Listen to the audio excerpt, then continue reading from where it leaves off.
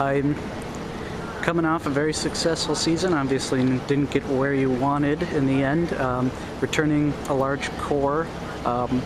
Who do you see stepping up from last year that maybe didn't have quite as big a role, but maybe will expand their role this season? Yeah, I think in general, we need that young group of freshmen and sophomores to take their game to the next level and really help support some of our upperclassmen, the Kate Lang and the Julie Rainey's of the world who have carried a lot of that load. So Monica Turner, Mariah Sharf, Katie Ledwell, Maddie Saroyne, Jess Zeman, Sydney Mock, all those girls have an opportunity to not only be on the floor, but take some of that offensive burden and allow us to be a little bit more of an evenly balanced offensive team, which will make us even harder to defend. We asked Kate about it. She was a little dismissive. She's coming up on a pretty big record. How do you rate her as a coach, having to see this pretty kind of storied career here for UMD? Yeah, I mean, it's still not done, so I hate to try to categorize her now, but she's certainly going to finish her career as one of the top 3 to 5 players in UMD history, and has the potential to be right up there at the top of that list. What makes her so special is not just what she does offensively, but all the other things she provides: her ball control, her serving, her blocking. She's her defense. She does it all for us, and that's what makes her special. And then to add to the fact that she's putting all those kills away for us and carrying some of that offensive load, it just goes to show how special a player she truly is.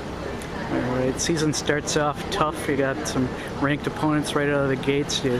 Was that your hope out of the gates, to get it on a tough schedule?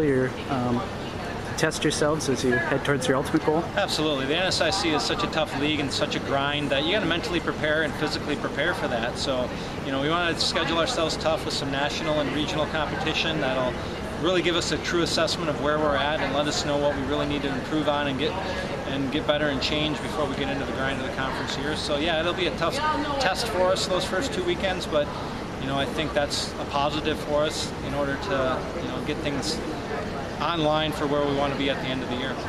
All right, well, last few seasons you've made it to that Central Regional, made a little run in it. What's it going to take that next step and get to your ultimate goal here this year? For every team that is in that Central Regional, it's about playing your best volleyball when it matters. That's a one and done scenario, and the 8 teams that are in that regional are 8 of the top 20 teams in the country.